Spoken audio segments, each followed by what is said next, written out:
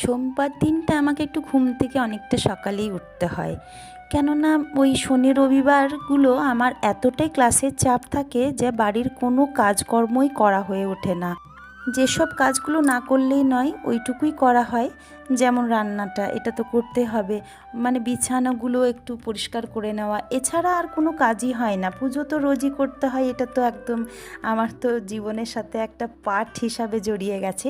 তো সোমবার দিনটা নর্মালি মহাদেবের পুজো থাকে, তো আমার পুজোটা করতে অনেকটা টাইম চলে যায়। সেই কারণের জন্যই অনেকটা সকাল উঠি। সেই দিনটা 4:30-5টা নাগাদ ঘুম থেকে উঠে যায়। আর ছেলের যদি কলেজ থাকে তাহলে তো আরোই সকাল উঠতে হয়, কেননা ছেলে তো যায় 7টার সময় বেরিয়ে পড়ে ও, তবে 10টায় ক্লাস অ্যাটেন্ড করতে পারে। সেই কারণের জন্য আমি সোমবারটা একদম 4:30 থেকে 5টার মধ্যে বিছানা ছেড়ে দিই। তারপর একটু ঘর একদম ডিপ ক্লিন করি, প্রায় সময় লেগে যায় ওই 2 ঘন্টার মতো। তারপর বাইরে যে আমার রুমগুলো আছে না, মানে বুটিক এবং মিউজিক রুম, এগুলো একটু পরেই পরিষ্কার করি। তো ছেলের কলেজ ছিল, ওকে সমস্ত রেডি করে দিলাম। ছেলে আমার কলেজে পড়তে পারে, কিন্তু পুরো টোটালি এখনও পর্যন্ত মায়ের প্রতি ডিপেন্ডেবল। সবটা রেডি করে দিতে হয়, জামা কাপড় মানে ওর স্কুল কলেজের ড্রেস, তারপর ওর ব্যাগ গুছিয়ে দেওয়া, ওকে টিফিন দেওয়া, সমস্ত কিছু। তো যাই হোক, একটু তাড়াতাড়ি করে বাড়িটা পরিষ্কার করে পুজো করে স্নান করে পুজো করে একসাথে চা খেলাম। ছেলে আমার বেরিয়ে গেল 7টা 10-এ। ওর বাবা ওকে বাস স্ট্যান্ডে ছাড়তে গেল। তারপর সেদিনই চলে আসবে বললো, মা আমি থাকবো না, কেননা আমার আজকে এক্সাম দেওয়ার পরে আবার নেক্সট এক্সাম আছে 8 তারিখে। তো যাই হোক, ছেলে কিন্তু সেরকম কিছু খাওয়া দাওয়া করে গেল না, একটু বাটার ব্রেড টোস্ট খেয়ে বেরিয়ে পড়লো। তারপর তো আমি একটু বাগানে একটু ঘুরে ফিরে দেখলাম, এটা তো আমার একদম রোজকার ডিউটি। আর একটু আগেই দেখি কিন্তু ছেলে যাচ্ছিল বলে অনেকটা বাড়ির ভেতরের কাজটা সারতে হলো। তারপর কিন্তু বাড়িতে যখনই ঢুকলাম প্রথমেই মনে হলো এবারে কিন্তু একটু এনার্জি টনিক দরকার।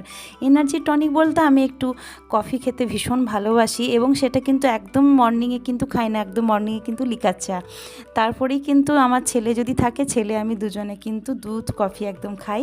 তো এর মধ্যেই কিন্তু আমি ওই অর্ডার দিয়ে দিয়েছিলাম জিও মার্ট।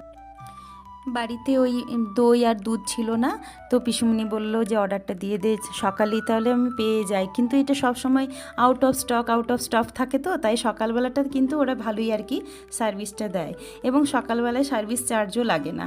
তো সেই কারণের জন্য সকালবেলাতেই আমাদের যেগুলো দৈনন্দিন নিত্য প্রয়োজনীয় জিনিসগুলো দরকার হয়, সেগুলো কিন্তু আমরা ওই জিও মার্টেই অর্ডারটা দিয়ে দিই। সব কটা জিনিস কিন্তু বাজারে গিয়ে ওর বাবাকে আবার আনতে বলি না, কারণ ওর বাবা সব দিন বাজার করার টাইম পায় না। এই সোমবারটা বাজার হয়, সোমবারটা প্রচুর তো বাজার হয়, মানে একদম 3-4 রকমের মাছের বাজার হয়, সবজির বাজার হয়।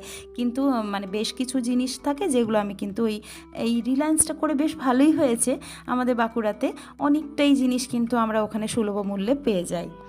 তো যাই হোক, আমাদের সবার তো খাওয়া হয়েছে। সকালবেলা ওদেরকে দুধ বিস্কিট দিয়েছিলাম, মানে আমার বাচ্চাগুলোকে, জেসিকে এবং জোরোকে। তারপরে কিন্তু ওদের আর কি ব্রেকফাস্টের টাইম হলো, তখন কিন্তু আমি রুটি আর চিকেন দিলাম। তো আর জোরোকে দিলাম একটু ওই পেডিগ্রি। তো তার মধ্যেই দেখুন ওর বাবা বাড়ি ফিরলো, আমি রান্নাটা বসিয়েও দিয়েছিলাম। তো সেই মুহূর্তে দেখুন বৃষ্টি নেমে গেছে কিন্তু, আর বৃষ্টিটা এতটাই নেমেছে যে আমাদের বাড়ির উঠোনে কিন্তু জল জমা হয়ে গেছে। তো সেই কারণের জন্য আমি কি করছি, একটু বললাম ওর বাবাকে যে আমি বেশি ভিজবো না, বৃষ্টিটা তো একটু হালকা পড়ছে, আমি একটু জলে নামি। আমার ভীষণ ভালো লাগে এইসব জিনিসগুলো না, মানে আমি কি বলবো, প্রকৃতি আমাকে এতখানি দিয়েছে, আমি প্রকৃতির কাছ থেকে কি যে পেয়েছি এটা আমি বোঝাতে পারবো না। তো জলের আওয়াজটা আমার এতই ভালো লেগেছিল যে আমি কিন্তু রেখে দিয়েছি। আপনাদের কেমন লাগলো অবশ্যই কমেন্ট করে জানাবেন কিন্তু। আচ্ছা, আপনাদেরকে তো জিজ্ঞেস করা হয়নি, আপনারা সবাই ভালো আছেন তো? আমি কিন্তু বেশ ভালো আছি। আগের তুলনায় আমার একটু শরীর অসুস্থ হয়েছিল, জ্বর হয়েছিল, এখন অনেকটাই ভালো আছি। এই কারণের জন্যই কিন্তু ভিডিওটা দিতে আমার কিন্তু একটু লেট হলো। যাই হোক, আমার তো ওই তো বলেছি ভয়েসটা এতটাই খারাপ হয়ে গেছিলো, এখনও পর্যন্ত খারাপ আছে, নিশ্চয়ই কথা শুনে আপনারা বুঝতে পারছেন। তার মধ্যেই কিন্তু জল আমাকে কিন্তু এতটাই পছন্দ হলো যে আমাকে জলে পা নামাতেই হলো। ওর বাবা বারবার বলছে তুমি চলে আসো, ঠান্ডা আবার কিন্তু এটা কিন্তু মানে ঠান্ডাটা যাবে না, তোমার কিন্তু যতই ওষুধ খাও আবার কিন্তু ঠান্ডাটা নতুন করে আবার আসবে।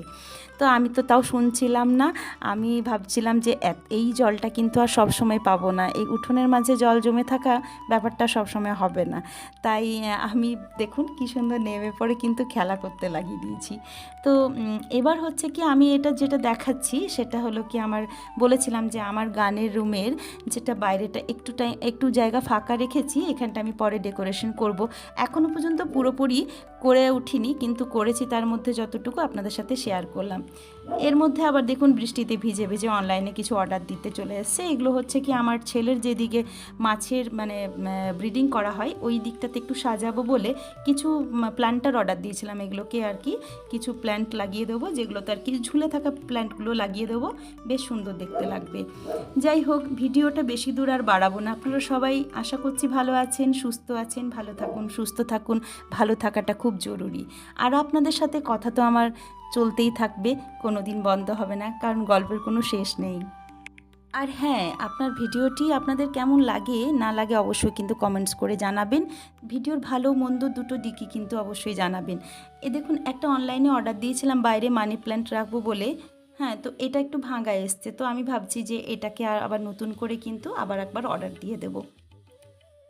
ভালো থাকুন, সুস্থ থাকুন, আপনাদের সাথে গল্প আমার আবারও হবে আগে।